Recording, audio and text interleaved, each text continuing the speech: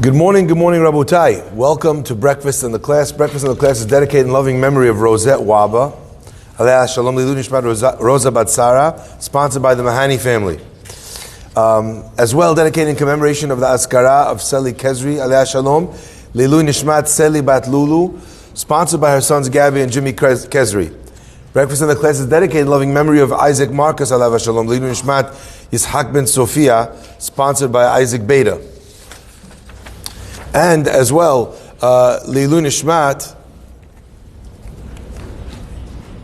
and as well, for the Refuah Shlema of Rezel Perel Bat Sarah Ita, sponsored by Benjamin Friedberg, and dedicated by Mauricio and Laura Sion from South Florida in honor of Mauricio's Bar Mitzvah Parasha, and for all our kids to find their zivug. Thank you, Mauricio, for starting an amazing trend.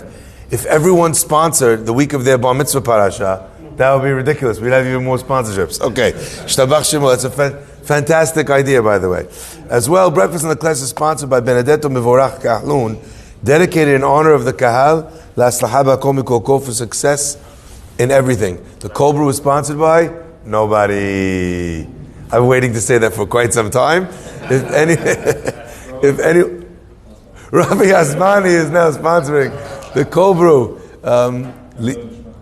Leilu Nishmat Mor Aviv Nisim ben Amelia Ruach Adonai Tenichen v'Gan Eden Hazaku Baruch. As you can see, my cup is steaming, so I'm not on the Kobru train, but for all those that are, it keeps them awake for tefillah, for the class, and to start their day, so Hazaku Baruch. Okay, let's begin. I want to start with an interesting story. Rav Shimon Schwab, when he was very, very young, was sitting by the Hafetz Chaim. And the Hafetz Chaim called over this young boy who was ultimately going to become a tremendous Gaon, a Sadiq, and a Rav, and a Rabbi in his own right. And he said to him, "What's the difference between me and you?" You know, imagine the Gadol Hador asks you, "What's the difference between me and you?" What are you going to say? You're going to say, "I know how to play Madden on the Xbox." What are you going to say? There's lots of different reasons. Everything is different between me and you. Our praying, our Torah, our midot, our mitzvot, everything is different. So the Rabbi Shimon Schwab shrugged. He understood that it was one of those questions that's a setup question. So he shrugs his shoulders. He says, "What's the difference?" And the Chafetz Chaim says, "Well, I'm a Kohen and you're not." And the kid's like, "Okay. This is not the conversation he thought he was going to have with the Chafetz Chaim, right?" And the Chafetz Chaim continues and says, "And do you know why it is that I'm a Kohen and you're not?" The kid says, "No." He says, "Because my great-great-great-great-great-great-great-grandfathers, when Moshe Rabbeinu saw what happened with the Egel HaZahav, with the golden calf, he saw the Jewish people sinning. He knew that people needed to stand up and make a statement. They needed to protest. They needed to do something to change the tide of the way people were behaving. So he said, Mi laHashem Elai. Who is for God, come to me. Anyone who stands for God, stand with me. Mi laHashem Elai. Shimon Schwab is looking at or young Shimon Schwab is looking at the Hafetz Chaim, and he says, and my great-great-great-great-great-grandfather, he stood up, he joined Moshe Rabbeinu, and he made sure that Am Yisrael was on the right path. He stood up to the challenge at hand. He did something important. He wasn't embarrassed, and because of that, he became a Kohen. And because he became a Kohen, I became a Kohen. And do you know why you're not a Kohen? Because your great-great-great-great-grandfather, when the time came and the call went out, he did nothing. Don't make the same mistake as your great-great-great-great-grandfather. Now, aside from being an interesting comment, this concept is profound. You know, you think about the fact that this morning we had Kohanim, and a few people got it from the community, went up, and became the vessels of Beracha. How? Why? How come them? I see a guy, he barely knows how to read the verses. I'm a rabbi. You know, he's Yivarechecha, he doesn't even know what comes next. It's not a lot of speaking part, right? And he can't even get that right. But he could give a beracha, and I can't. Because I'm Israel. Because my great-great-great-grandfather didn't take an opportunity that was presented. My friend's life is full of these opportunities. And the changes that you bring about when a person grabs those opportunities to be part of building a Bet Knesset, to take a role in standing up for the community, in starting projects off, in beginning a new class, in getting friends together to study Torah, in building a mikveh, in helping the school. And you know what? It's not only money. People keep thinking that. It's not only tzedakah. You can have all the money in the world. If you don't have people pushing a project, the project's not going to get done. The money will sit in the bank, they'll buy a building, and nothing will get done with the building. Because no one was mishuga le'oto davar. No one was crazy for that thing. No one woke up in the morning, went to bed at night thinking, how are we going to get this project done? Are you that person or not? If you are, the reward is in the next world, but it's also in this world, in the future for you, your family, and your children. What's the difference between me and you? My great-great-grandfather took a step that your great-great-grandfather did not. Wild. We can acquire for ourselves and for our children with our actions. My friends, I want to just talk for a minute about some of these decisions. You know, you read in the beginning of the parasha, Ki Tisa Rosh B'nai Yisrael, you're going to count the Jewish people. Everyone should give half a shekel. So what do? You count half a shekel, 1 Jew. 2 shekel, 4 Jews. 20 shekel, 40 Jews. Right? That's how it works. You count half a shekel. You know every head of every Jew is counted with half a shekel. Then the pasuk says something interesting. He'ashir lo yarbeh, ve'adal lo yamait. The rich guy shouldn't give more. The poor guy shouldn't give less. Now that sounds like a little bit of a silly pasuk. Because obviously if you're counting half coins, and the tzaddik, the rich guy comes and he's like, here's 100. Hazal Baruch. Now they're counting, they think that there's 200 extra Jews. Obviously, Ashir lo yarbeh. And obviously, Dal lo yamit. What is the pasuk coming to communicate? So there's many different ways of looking at this question. But I'd like to share perhaps a conceptual one. And the idea that I'd like to put forward is that what the pasuk was communicating is that the value of a rich life is a half a shekel. And the value of a poor life is half a shekel. A person who's wealthy does not necessarily have a more valuable or a better life than a person who is poor. Now that sounds like a crazy thing to say. But the truth is, for many of us who've achieved some level of success in our lives, we've seen both sides of the half shekel coin. We've lived lives where you had to work and bust your back to get to work every day on time, and you needed everyone in the family to pitch in. And you know what? And now, Baruch Hashem, we have success. And now we relax. Is our relaxing, wealthy life materially better than that one? Is the love that we had for family, for friends, or the experiences that we had, is the feeling that you had when you made things out of nothing, is that necessarily a worse feeling than the feeling you have when you go to work today? No, it isn't. As a rabbi, you get to hear people's problems. You know how many problems are caused by having money? How many marriages break up because of it? It's fascinating, because many, many people, they don't know how to deal with that beracha. And I always say this, beracha without discipline is a kilala. You pour all that beracha and a guy's not ready, you know what happens? He starts spending money like crazy. He doesn't hang out with his old friends anymore because he has to go to the fanciest places. This is what happens. And my friends, I want to give you the answer in the extreme. There's a million studies that show and prove that people who win lotteries have a terrible life after that point. Suicide, divorces, isolation. People get mental because they start thinking, I don't know, is this person friendly with me for me or for my money? Everybody wants a piece of me. They start pushing people away. All these types of things. Now, again, there's been documented studies on this. Why? Because a person received that berakah without the possibility of preparation. It happened so fast, you couldn't get used to it.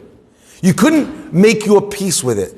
So many of us wish for something that actually won't improve our lives. And I need to say this, and I need to say this again, b'mechila. There's been all this talk going around the community about families, young people, having less children. Why are they having less children? Because tuition is so high. Rubbish. Don't talk about how tuition is so high when you're spending $10,000 on a pocketbook. And you spend $1,000 on a pair of shoes. And going away for a Passover vacation with the whole family is not a luxury, it's a necessity. Why is that a necessity? And Jewish education is a luxury. So you did not choose to have less kids because of tuition. You chose to have less kids because you have tuition and you have a lifestyle that you want to have. I don't begrudge you. No one begrudges you that lifestyle. But at the end of the day, a person may have chosen a lifestyle over a child. Now again, this is not said with judgment. You want to make that call? Fadal, make that call. But just recognize that you're making that call. We have a gentleman right over here, right? How many people did they have in your family growing up? 6. You have a cousin, Harry Ajmi, right? 11 kids in the family. My father, 10 kids. My mother-in-law, 9 kids. Number 12. Only 1 to 2 generations ago, people had 10 kids. And ask, how did they make it? Faddal, how many? We don't need to say how many. 14. This is 1-2 generations ago. It got cut down to 8 to 6. And now where are we? I'm talking to young people in the community who are talking about they're deciding between 2 and 3. Mechila. Now again, no one should tell you how many kids to have.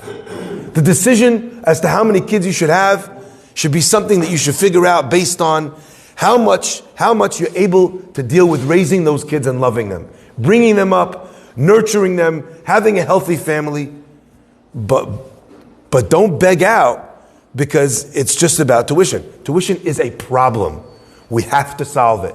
There's no doubt about it. I'm with you on that. But there are a lot of things that also cost that. You don't need a BMW Jeep. You don't need it. You don't need a Lamborghini, whatever. And then complain about, you don't need it. And then you're complaining about tuition. Again, no problems. I want you to have your Lamborghini. I want you to have all these things. But just recognize that having more does not mean that you have a better life. It doesn't mean that. How many brothers have been in my office where they broke apart only now over money? All the time they were fighting side by side in the trenches together, they figured out how to have shalom. When they didn't have $1 to split between them, they know how to work together. But now that there's excess money, which should mean that there's excess shalom, where are we? Now they can't live with each other. Now they can't talk. Now they can't go to each other's parties. Now they can't be involved together. What did money bring? It brought a kilala. Money can be the biggest bracha in the world. But by the way, this is not only about money. People chase kavod. It's important to have kavod, to have respect. But when a person is obsessed with kavod, when something shifts from something that's nice, that people appreciated you, to needing kavod, to people who operate from a place that if they don't have kavod, the world is going to end. The guy who got so successful in business, his wife prayed for him to do well, to be promoted. Now he's at work. He walks in. What does he say? All the kids, everyone they're sitting there like this, taking notes. He says, make the copies, send out the item, arrange the meeting. Everyone's writing notes, they're filling everything you say, doing the orders, changing the policies, selling the stocks, buying the stocks. That is a God. He walks into the meeting room, everybody's already waiting for him around the table. Successful businessman. And then he walks in the door of his house, and his wife says, honey, you forgot to take out the garbage. He can't handle. Because who can handle being a God at work and a chedama in the house? He's not used to anyone arguing with him. And when you've learned that, what happens? There's lots of husbands who decide they don't want to come home. And they'd much rather work until late at night. And they'll tell you it's to make more money, to give more things. You think this stuff, this house pays for itself? 100%. But you understand again that extra time at work that got you those luxuries had a price. Now the kids never have their father by any recital, never have their father by any school event, never is in PTA, never goes to the basketball games, he's never there for for bedtime. But you know what? They have a beautiful room and a magnificent bed with a Lumitra special lighting system, a drop-down TV, wonderful things that can never replace a dad. These decisions that we make, they come with a price tag. So just decide if it's worth that price tag. I don't mind people, I always say this, making bad decisions, as long as it was a decision. Don't let the decision happen to you. It should happen by you. When a person, on the other hand, when they're disciplined about the way they spend money, when they're disciplined about the way they treat their kids, just because you can have it all and you could buy it all, doesn't mean you should. It doesn't mean that you teach your kids and you want to we all want to give the kids the things that we didn't have growing up. But the man that you are, with the discipline and the work ethic that you have, it came because you didn't have. It came because you had to work for it. You build a kid that always gets what he or she wants. You know what you did? You took the word want and you turned it into the word need. And now that kid, when he has to decide who to marry, can only marry someone that will give them that lifestyle. And the decision is going to be colored by that. And they'll walk away from the love of their life because he doesn't have enough for my bag. But you did that. You made that unwittingly, with the greatest of love, with the desire only to give. You built that. You spoiled the kid rotten. I remember one of my clearest childhood memories. How many people here remember Reebok pumps? Remember Reebok pumps? Reebok pumps came out and I was like, yeah, Annie, Mashiach is here. He's going to have a special edition Reebok pump with a white donkey. He pushes it like this and he take us all home. Forget it. You could pump up your sneakers. You know, you imagine you pump yourself high enough, you're jamming like Jordan, even though you're Jewish. All my friends had, everyone had. I came to my mom, Ma, I need the Jordans, I need the pumps, can I get the pump? My mother said they're $150. We're not getting the pumps. You can have sneakers and you can have a pump, but not together. I don't think she said that. I just think that's a dramatization in my mind. So I tried to convince my mom, and I used the most unbelievable weapon at my disposal. The unbelievable weapon that I had was my Uncle David. My great Uncle David loved us like you can't believe. He was my mother's uncle. He never had children. He never married. He always loved taking care of us. And even my friends all called him Uncle David. He was the one that took all of us out to pizza and ice cream. He did all nice things for us. Amazing man. Such a warm heart. I appealed to my Uncle David. My Uncle David came. He said to my mom, and I'm sitting there by the top of the stairs looking through the banister, right? He says, listen, I know Shlomo really wants the sneakers. Why don't we get it for him? She was like, well, it's $150. She says, you know what, I'll pay. This will be my treat. I want to get him a gift. And my mom said, no. And at the time I was so angry and so mad and so left out. I was so upset, huh? Did your mom have a pair? My mom didn't have a pair, no. But it felt like she was the only one that didn't with me. My mom said no. She said it's not about the money or having the money. It's about having a child realize that there are things that he or she does not need. And I'm allowed to say no. And you teach them that they can also say no to things. Just because you want something doesn't mean you get it. My friends, the reason why we chase these things is because we think that the life of an Ashir is not represented by a half-shekel, it's represented by 1,000,000 shekel. But the Pasuk says, hey, Ashir lo yarbeh. Vehadal.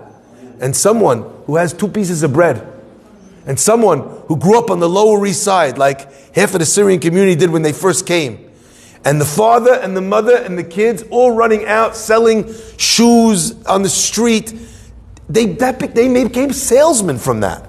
They learned how to hock anything. And that same guy who built and who taught his kid to sell a shoe at the age of 7 or 8 is now selling, Reebok pumps, right? Is now God forbid, is now selling companies because he learned the hard way, the valuable lessons of life. So I think what the Hafetz Chaim was saying to Rav Shimon Schwab as a child, that what you do can have an impact on your great-great-grandchildren, is a beautiful and powerful spiritual idea. It's a beautiful and powerful idea for us. Someone said to me, Rabbi, I hate having my name on things, but I'd like to put my name on the wall upstairs in the synagogue.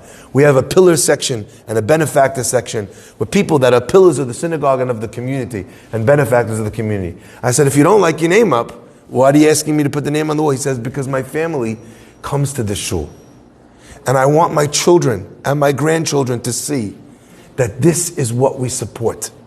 And this is what's important to our family. That's a decision to try and educate your children, your grandchildren.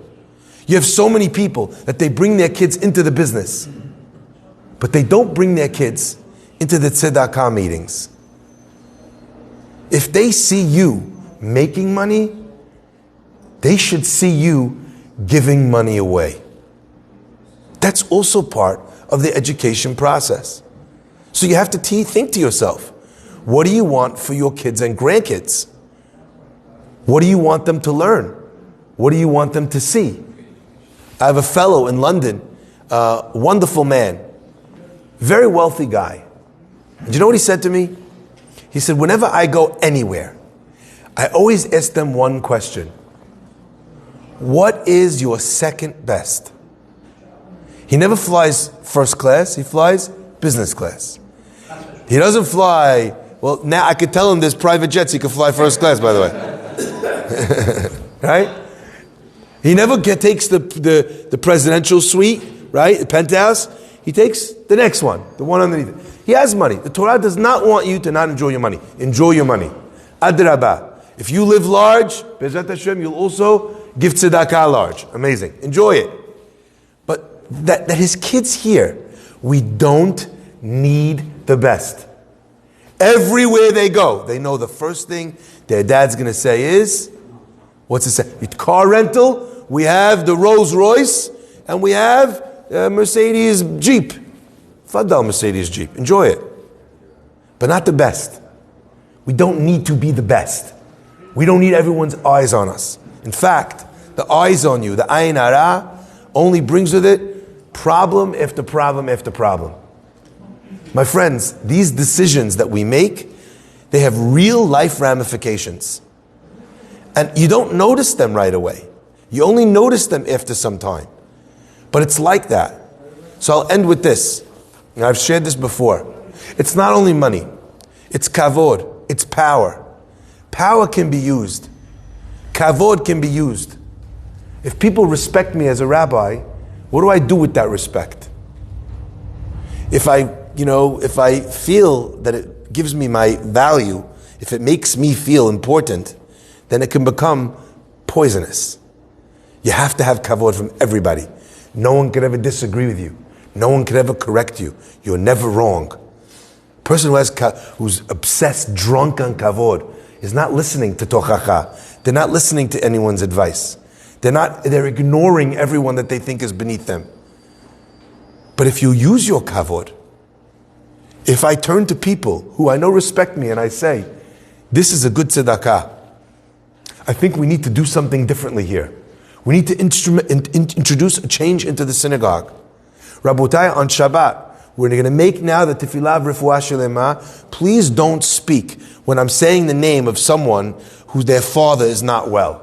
Because the guy feels like 2 cents that while we're praying for his father to get better, or his brother, or his son, you're sitting there talking about the Yankees. How does that make the guy feel? Say quiet, say amen at the end. People will listen because you have kavod. But it can become a big problem. So you have to think, if that's not what makes a better life, how do I control it and use it instead of it using me? I went to my dad's synagogue and I sat in the back of the synagogue. That's what I like to do when I'm not praying here. I sit in the back of a synagogue. So of course one of the SY guys comes up to me and he's like, Rabbi, he's pulling me.